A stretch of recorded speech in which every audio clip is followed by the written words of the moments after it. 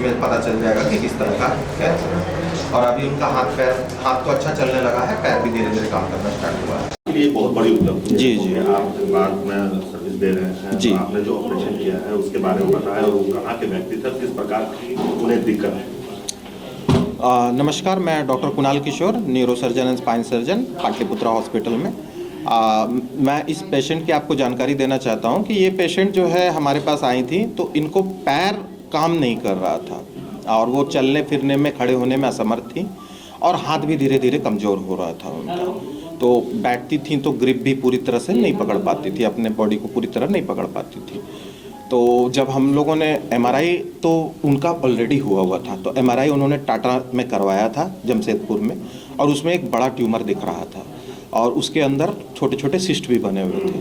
तो संभवतः 2-3 डॉक्टरों ने उधर भी देखा, रांची में भी देखा, तो उन्होंने फिर उनको बताया होगा ऑपरेशन के बारे में, पर वो हमारे पास आई धनबाद में और हम लोगों ने ऑपरेशन का चैलेंज एक्सेप्ट किया और इसको किया। और ये ट्यूमर जो था इंट्राड्यूरल इंट्रामेडुलरी था।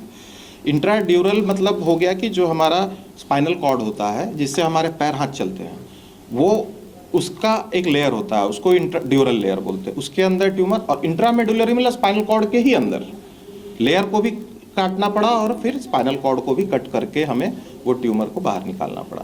तो ये काफ़ी चैलेंजिंग हो जाता है क्योंकि स्पाइनल कॉर्ड कभी कभार छेड़ने से भी पेशेंट वेंटिलेटर वगैरह में चला जाता है, सांस बंद हो सकता है, हाथ पैर बुरी तरह हमेशा के लिए फुल्ली अपाहिज हो सकता है। तो उस समय जब हमने लिया था तो 1 पावर लिया था पैर में, अब इनका पावर 2 तक पैर में आ गया है और हाथ तो बहुत अच्छे से उठा रही हैं।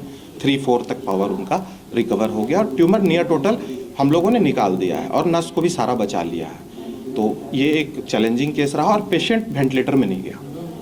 उनके लिए अगर वेंटिलेटर में जाता तो वो उनका कहना था कि वेंटिलेटर मत भेजिएगा डॉक्टर साहब। तो हमने टेबल पे ही, ऑन टेबल, जो ऑपरेशन के टाइम ही उनको अपने सांस में ले लिया और आराम से उन्होंने सांस लिया और अगले दिन से खाने पीने लगी। तो ये काफ़ी अच्छा एक केस हमारे लिए धनबाद के लिए है, इवन झारखंड के लिए है।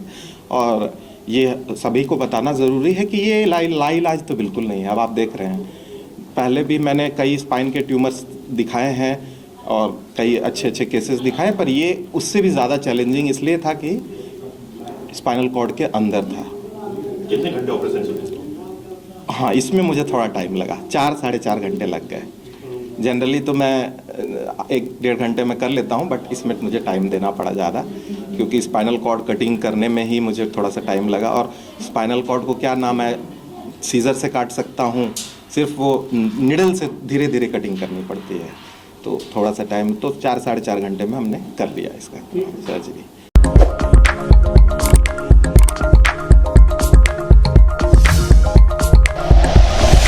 Like and share videos, subscribe करें हमारा चैनल और प्रेस करें बेल आइकॉन। News 11 भारत, सच है तो दिखेगा।